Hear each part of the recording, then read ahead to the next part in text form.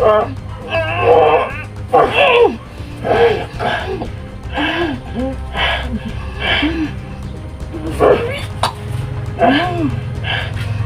si Claire? Nasaan si Claire? Yung bata na kailangan ko. Nasaan? Magpasa na tignan ko mo. Sige.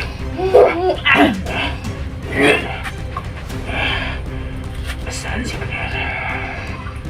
Nasaan yung bata?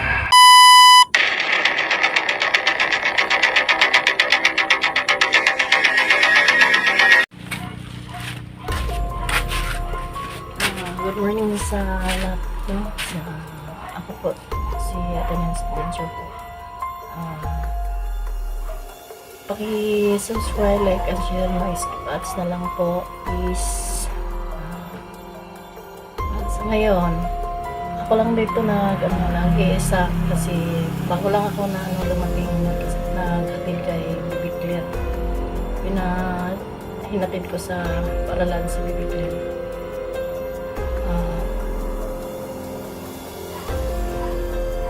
Buti na lang sana matulungan natin si Sando kasi yung totoong buhay ni Sando yung naghihirap kami pero uuwi din siya pag may tumulong na sa kanya ng sipi kasi yung sipi niya sira. Andito lang yung sipi ni Sando pero kanina tinext ko siya pero walang reply. Buti na lang niya na basa siguro niya narinig yung sipin niya kahapon na sa nangyari sa amin dito. Okay. Pero huwag kayong mag-alala, mamaya susunduin ko pa rin si Claire kasi napakadelikado yung bata. May palaging nakasunod sa kanya na bandido.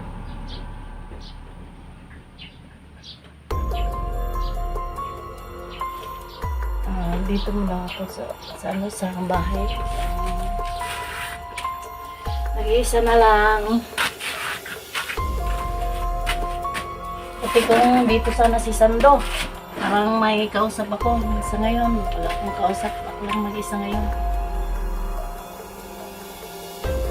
Ito pa yung bahay namin na inuupahan pa natin. Pinapatman na lang mga bandido. Niluloso nila ako.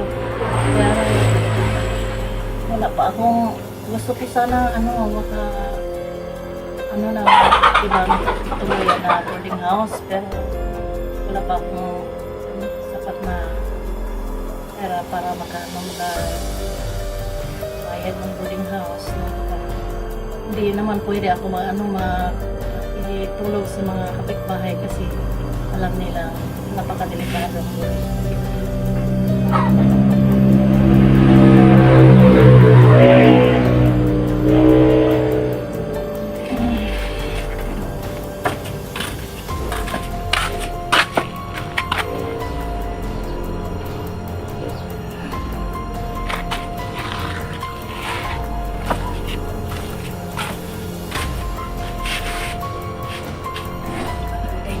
Kung may tutulong kayo sa safety niya.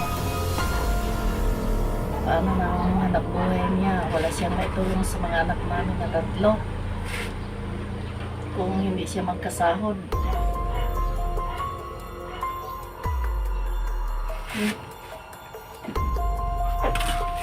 Kung yung baray ko parang delikado yung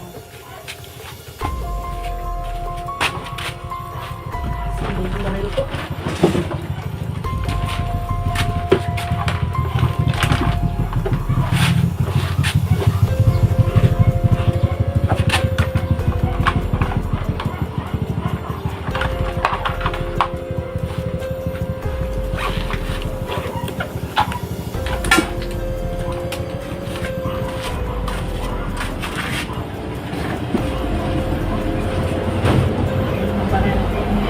Baril ko kasama ko. Palagi kong kasama yung baril ko.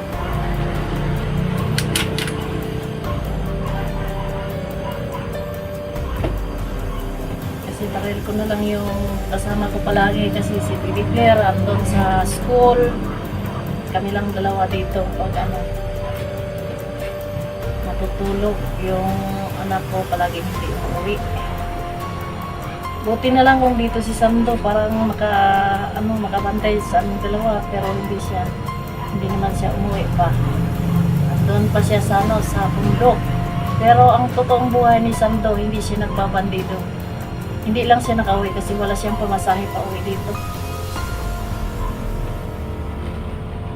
Pero ite-text ko siya pag magre-reply, sasabihin ko sa kanya, umuwi ka na kasi walang nagbabantay sa aming dalawa ni Claire. Kasi delikado yung kalagayan namin dito. Mayroong kalaban na nag-aaligid palagi sa amin. Kasi yung sabi, kunin daw na yung kasing-kasing ni Claire kasi may kapangyarihan si Claire. Parang kukunin nila. Parang siguro parang maano ang nila sa mga bigla parang lumakas yung kapangyarihan nila. Gusto nila makuha si Claire. Si Claire, palagi kong binabantayan na lang si Claire.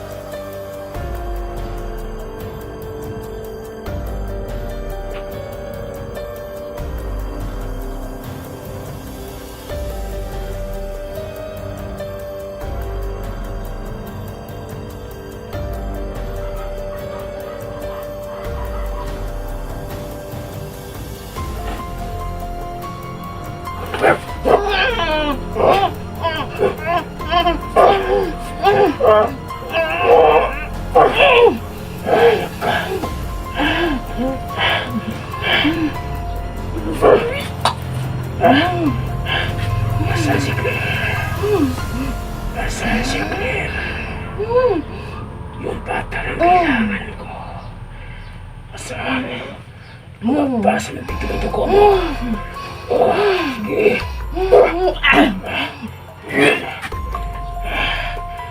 Nasaan si Claire? Nasaan yung bata? Hindi ako magturo kung saan si Claire. Talaga lang. Huwag mo lakas yung boses mo. Para hindi makarinig yung katupahan mo. Nasaan yung bata? Nasaan? Hindi ko alam. Ayaw mo magsalita. Kahit tukod yung bibig mo. Hindi ko alam. Sino ka ba talaga? Ayop ka. Sino ka ba talaga? Isa akong commander. Isa akong commander ng inyong isang to. Kaso lang pinabayaan ako. Ayop kayo. Ayop. Diba?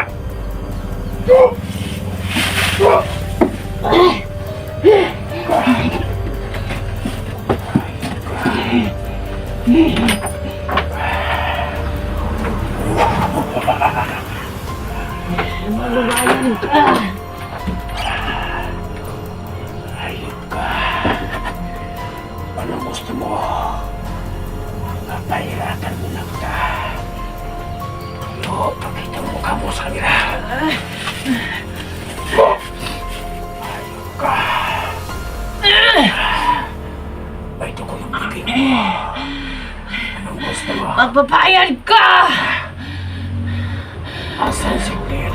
Hindi ko alam kung saan si Claire. Asan? Hindi ko alam.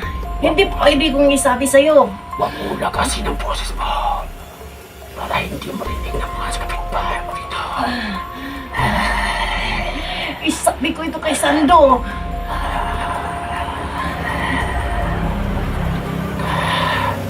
Alam kong matinig si Sando. Si Sando lang ang nakatakutan ko sa lahat ng vlogger. Hindi pwede namin. Hindi ko pwede ibigay si Claire sa'yo. Asan yung bata pa? Kahit patayin mo pa ako, hindi pwede ibigay ko ang bata sa'yo. Ayaw mo. May baril ka ba? Tingnan natin. Maganda yung baril ah. Maganda yung baril mo ah.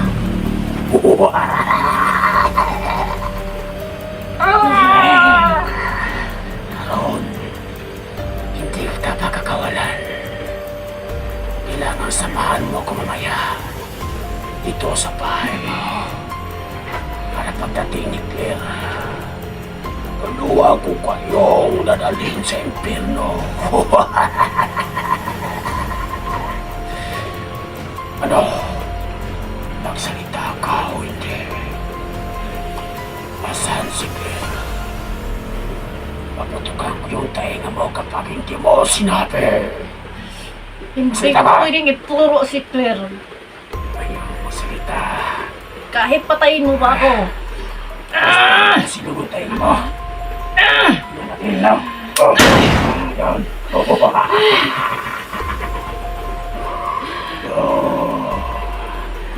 Ayun ka. Ikaw pala ang asawa ni Sando. Ganito.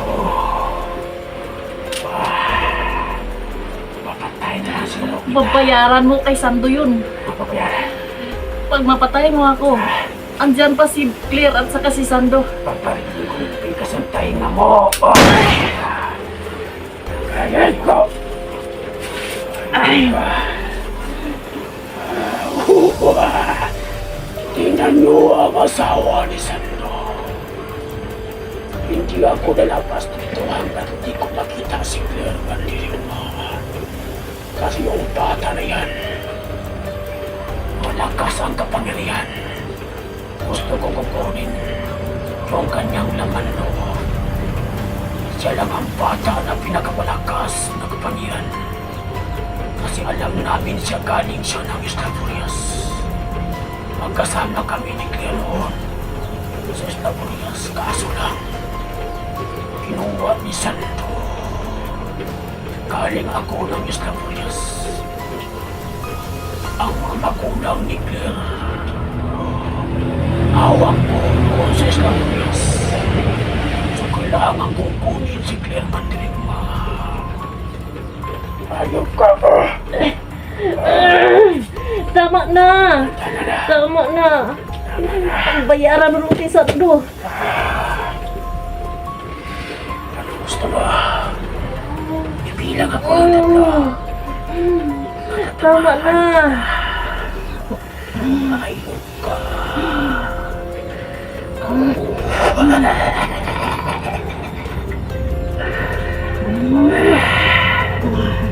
Anong gusto mo? Itatawag ko sa'yo itong itak na to.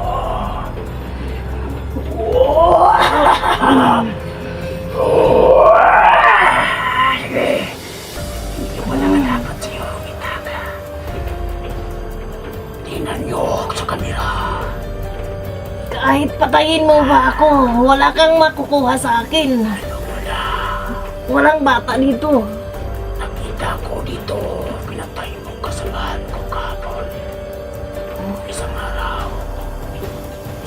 hindi mo ako kaya. Kasi ang lakas ng kapangyarihan ko. Napunta galing ako ng Islang Furlas.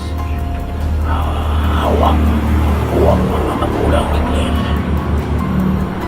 Ano, sa Islang Furlas.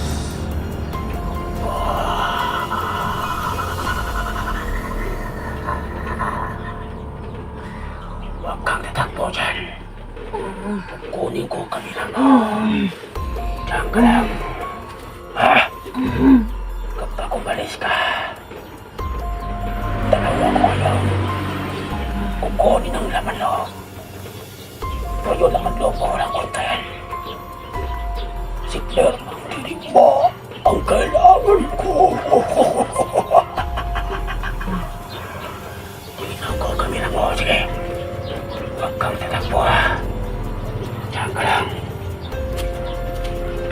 Tingnan nyo.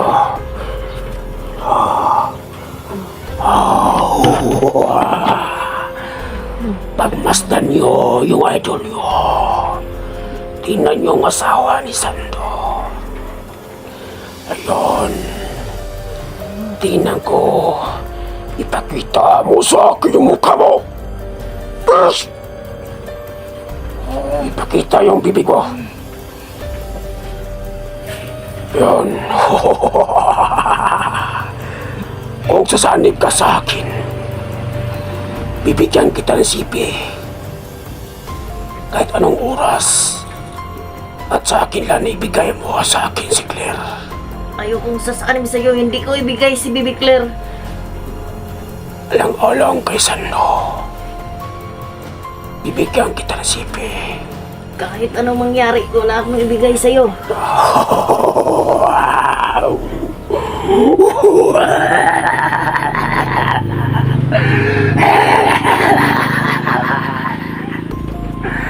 Ayaw mo. Anong gusto mo? Kahit ibigay pa buhay ko, hindi ko ibibigay si Claire. Kahit kukunin mo yung buhay ko. Yung sabi ni Sando, bantayan ko palagi si Claire. Sayang. Magbigay sana ako sa'yo ng sipi para ibigay kay Sando. At ibigay mo sa akin yung bata para hindi malaman ni Sando. Ganun lang ang gawin mo, Ate Nens.